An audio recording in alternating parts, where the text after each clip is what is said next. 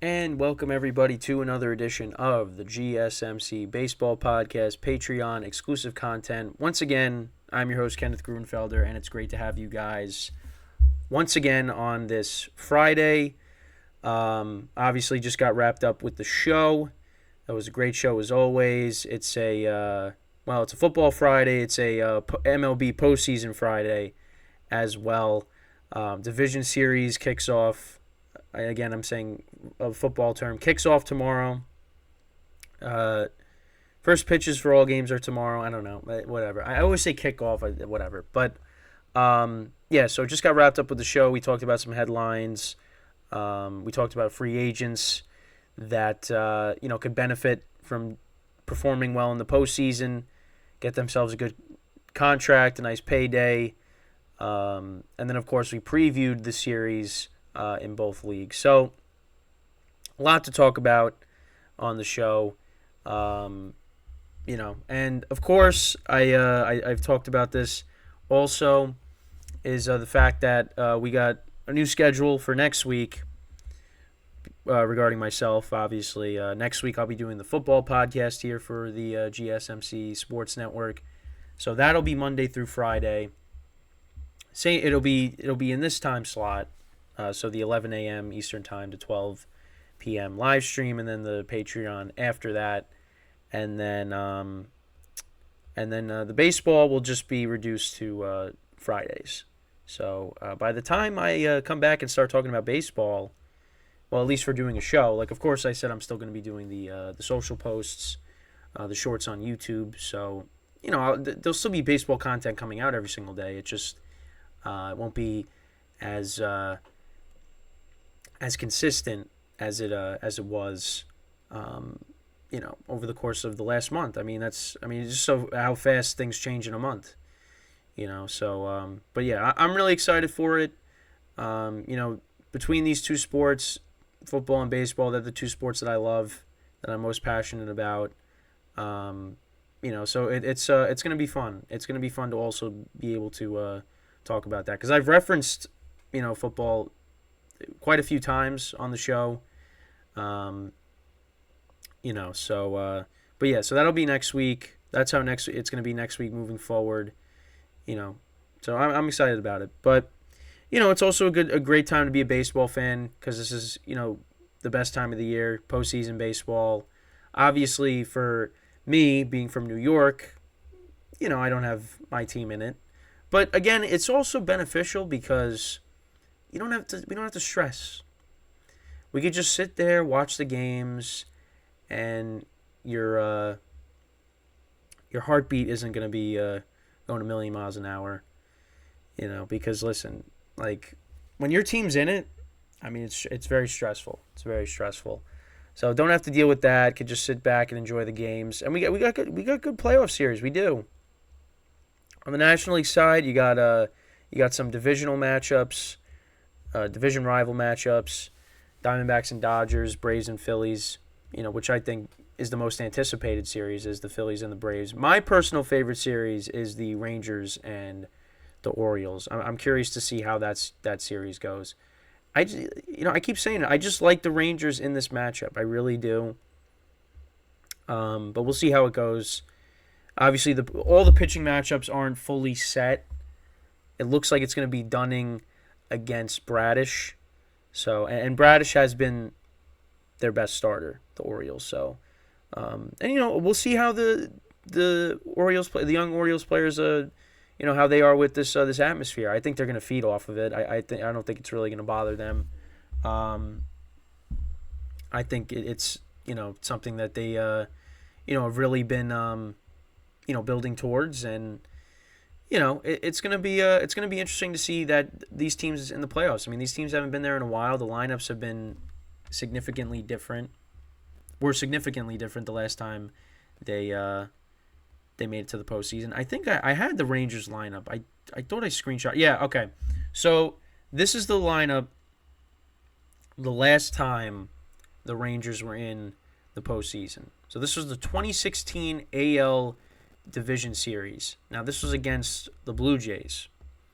So you had Carlos Gomez leading off. So again, if you haven't done Immaculate Grid, I don't think. Well, the Rangers weren't on today's. I don't think.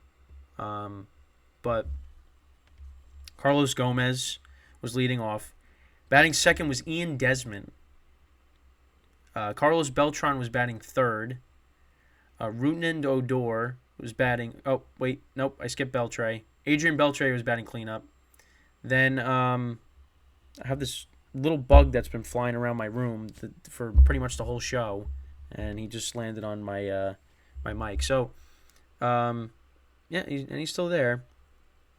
Beltre was batting cleanup. Then you had Odor batting fifth. That's crazy. Rutland Odor was your number 5 hitter. Jonathan Lucroy was batting sixth. Mitch Moreland batting seventh. Elvis Andrews batting eighth. Nomar Mazzara. Did I say Mazaya? I said Mazaya, but I think I said that the other day. Nomar Mazzara batting ninth. I think I said Mazaya the other day. So it's my bad again with the pronunciations. And then Kobe Lewis was pitching. I mean, that's crazy. It's a very different team. None of those players are on that team now. It's a completely new team. But listen, I'm really excited for it. I really am. I think it's going to be the best series. I think it is. I think these two. I mean, listen. I don't think the Braves are better than the Phillies, but the lineups are top to bottom. They're both loaded. I feel like the Rangers and the Orioles, they're evenly matched. And I just see that series going 5. I see both of those series going 5 games. I think those are the two best series, and I think they're both going to go 5 games. So, I'm excited. I really am for these games. Obviously, I talked about yesterday, the chances of some of these teams getting upset.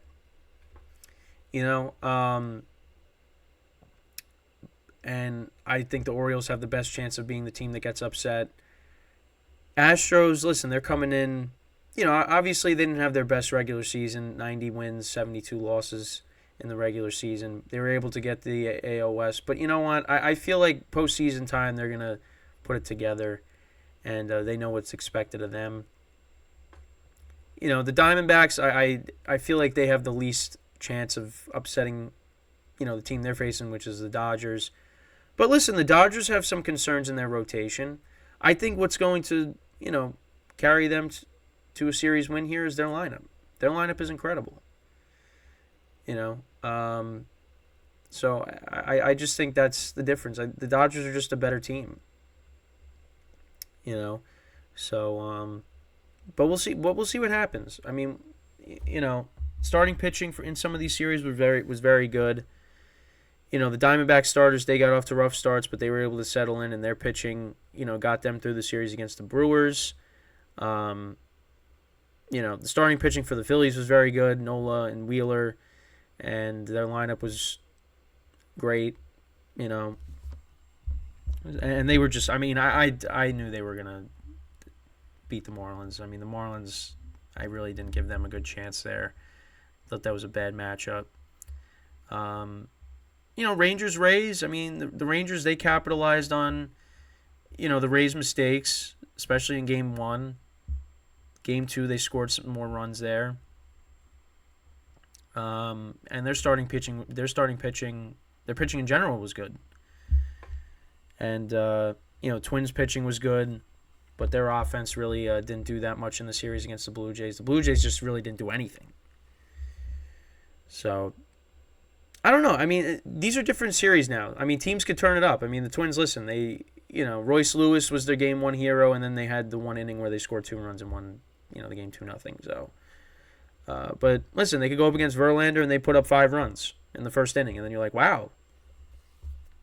It just all goes back to baseball being unpredictable. That's really what it comes down to. So, So we'll just have to wait and see. Also, I also touched upon, news more specifically regarding the Mets, of course. Billy Epler stepped down as the general manager. So, David Stearns, obviously, he took over as the president of baseball operations. And I guess Billy Epler From what it seems, he just wanted no part of. Well, I have to answer to you, so I really have no power. I'm done. So, but also I think there was like a rumor that he was pressuring Buck Showalter. So that's something else I saw. He was pressuring Buck Showalter to play Daniel Vogelbach because that's one of the guys that he got at the trade deadline last year, and Vogelbach just did not pan out. Also he was responsible for getting for Darren Ruff as well, and Met fans ran him out of town. They got Tyler Naquin. I mean, they really did not have a splashy trade deadline last year, and that hurt the team.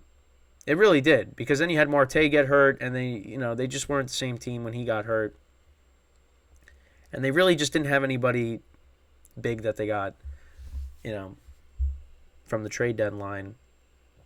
It's not like the trade deadline they had in 2015 where they acquired Yoenis Cespedes, and then, the switch went on and everything changed from there.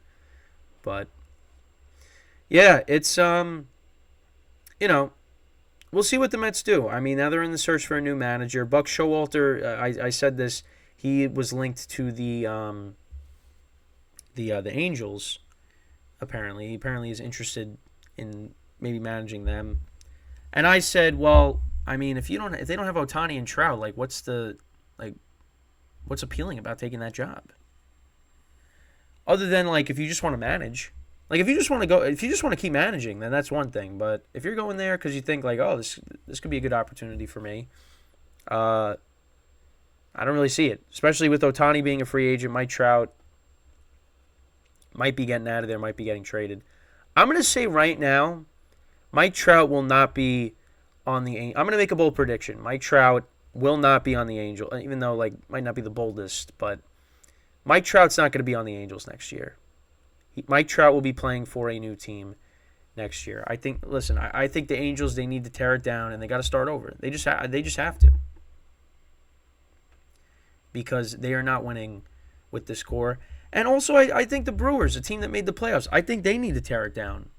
Because I just, they make the playoffs, but they don't do anything. And guys are getting older. So I really do think that's another team that's got to consider maybe rebuilding.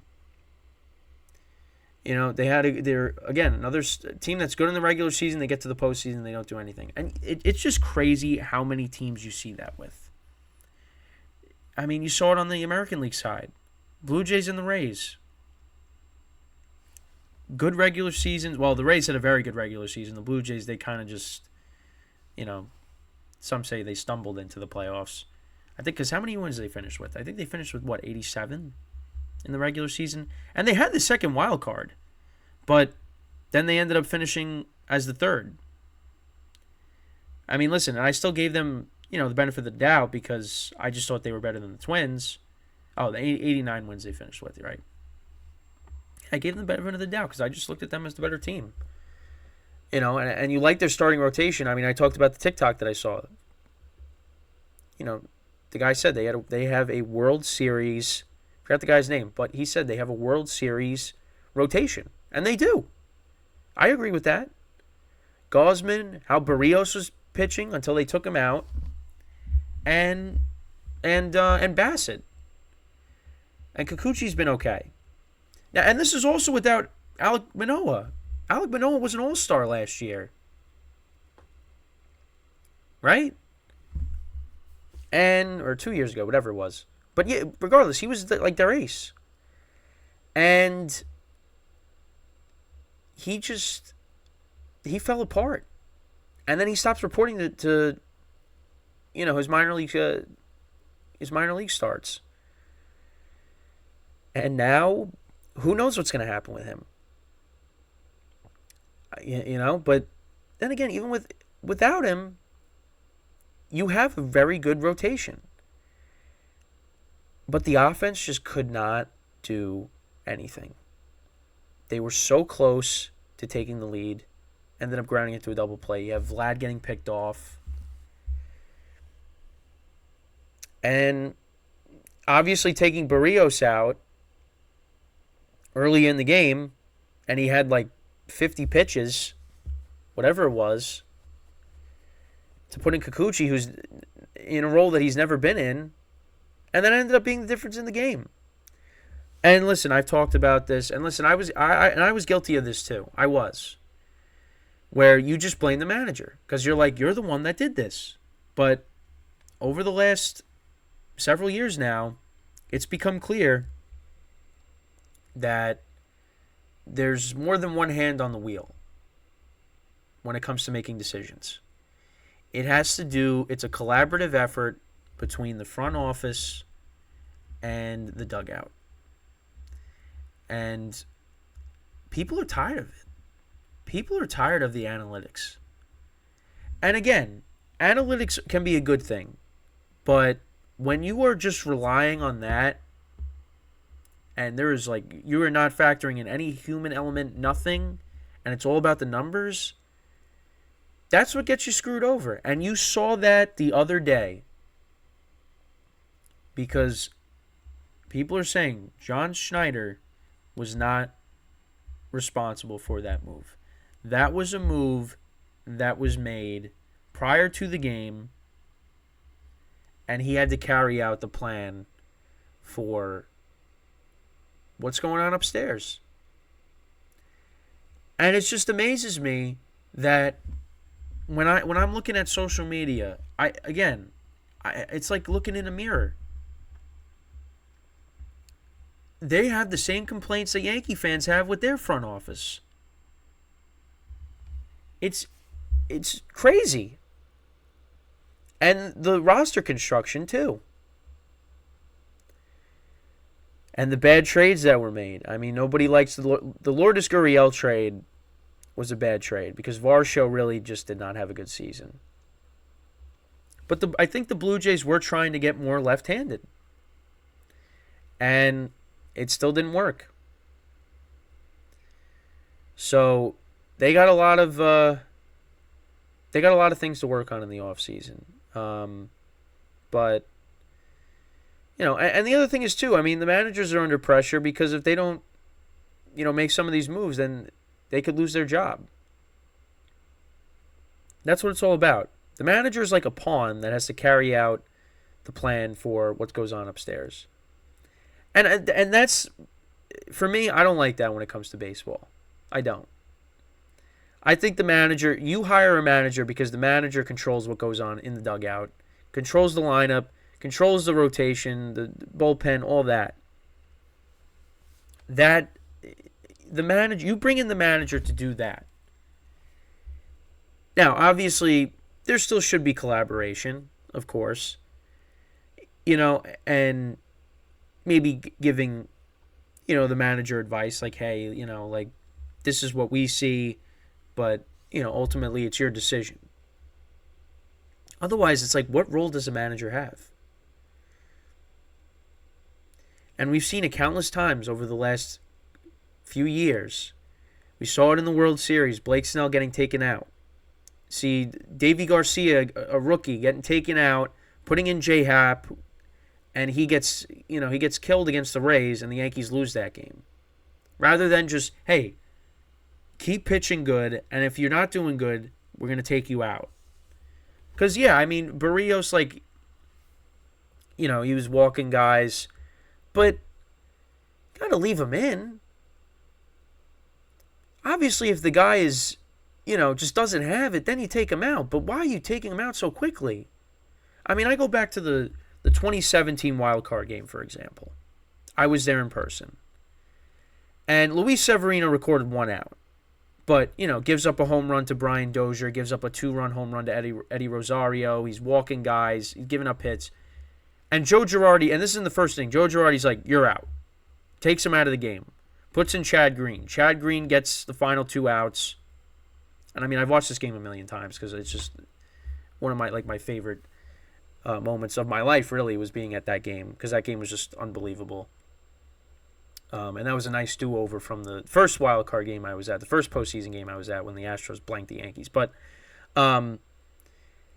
that is a great example of when you should take out a pitcher. Now, again, you could say, well, he took him out before the, you take him out before the damage was done or something. But the damage was done because you put in Kikuchi, who's never been in that role, and he gives up 2 runs, and that was the difference in the game. Now, the Blue Jays got to score more than... They got to score runs. They scored 1 run in that entire series. So, but the 2017 wildcard game, Girardi taking Severino out, that's a good example. Because, he gives up 3 runs, and you got to keep it within striking distance, because otherwise you leave him in. I mean, who knows how many runs would have been scored in that inning if he didn't act that quickly. But that happened to work out for the Yankees, because then they tied and they ultimately won the game. But here it's like, the guy is pitching very well. Yeah, he's getting in a little bit of a jam, but let him work his way out of it. And they talk about it on the Michael Kay show. Some of these managers, maybe it's just these teams, maybe they just don't have faith in you. That's also a good point. Maybe they just don't have faith in you. And that's why they take you out. Now, you look foolish when, and the Yankees did this against the Astros last year. You take out Garrett Cole and you put in Lou Trevino to try to finish an inning, and then the Astros end up cashing in. You got to trust your best pitcher. Now, is Barrios their best pitcher for the Blue Jays? No. You'd probably look at Gausman as that. But still, guy was pitching well. Maybe got into a little bit of a jam. Let him try to work out of it. But instead, it's not even like you go to a reliever. You go to your other starter who's never been in that role before, who's been kind of shaky, has had his moments this year, was pitching good at certain points in the year. And that's what you decide to do. And it ends up backfiring. And it ended up being the difference in the game. Because Blue Jays couldn't score. I mean, I think the bigger problem here is the Blue Jays just could not score. But again, it just goes back to these teams have good regular seasons. They get to the postseason, and they don't do anything offensively. It's not just my team. It's everywhere.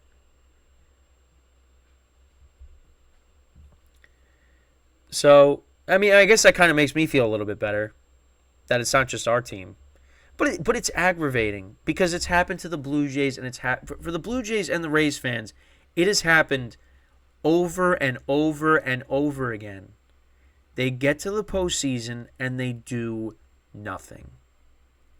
They're out. 2 years in a row now, they get knocked down in the wild card round. Swept.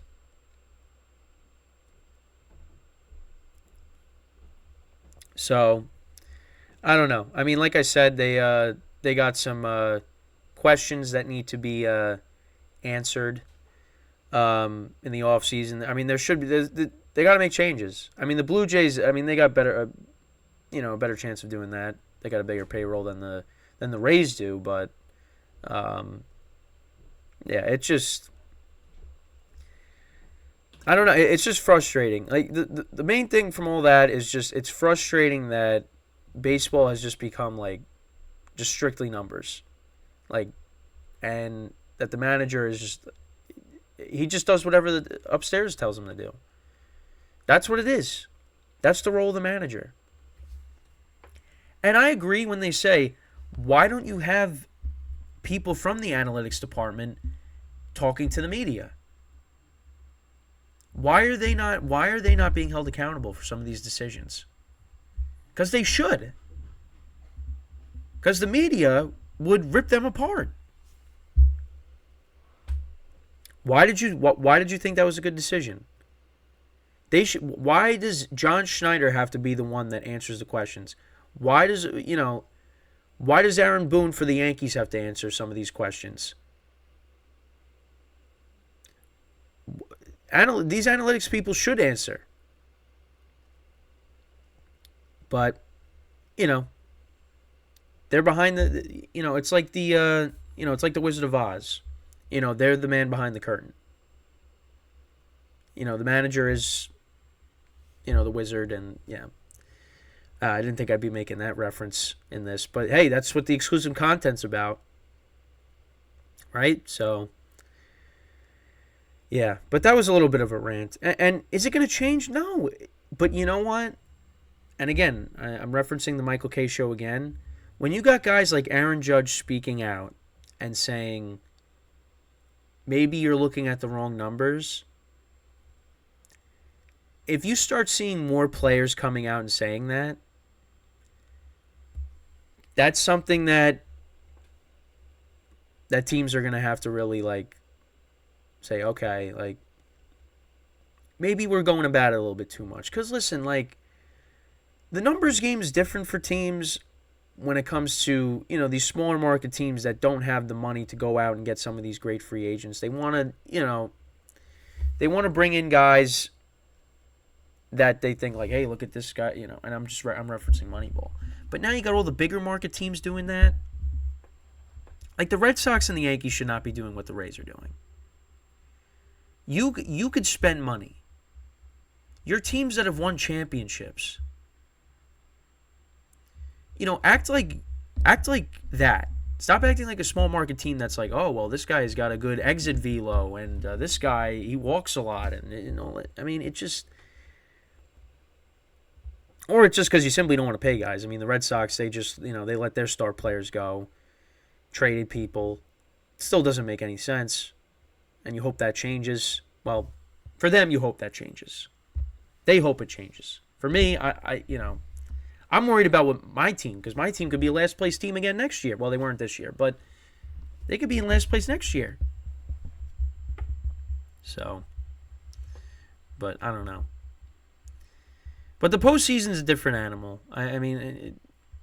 You see it all over with these teams. They're good in the regular season, but let's see what they do in the postseason, and then you see it everywhere. You see it across every sport. And for some of these teams, it's an every year thing. They get to the postseason after having a good regular season, and they do nothing. So, I don't know, but back to this weekend. Obviously, Division Series is underway. It's going to be underway. It's kicking off. So it should be a lot of fun.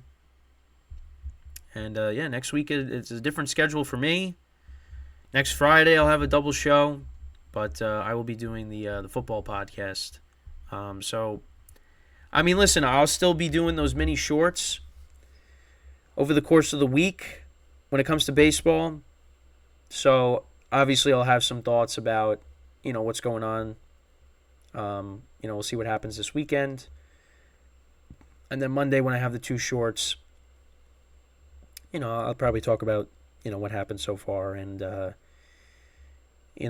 where I see leaning. Because you know what, I could tell after, obviously that's not the case for everything, but I could tell after the first two games between, the Blue Jays and the Rays.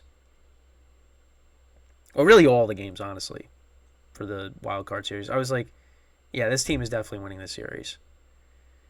Because the Rays came out so flat. Blue Jays couldn't score. Brewers, both games, they score early, then they didn't do anything after that. Diamondbacks came back against them both times and won. And the Phillies are just a better team. So, but yeah, let's see what this weekend brings. So with that, once again, that is all the time that we have for today. I thank you for watching.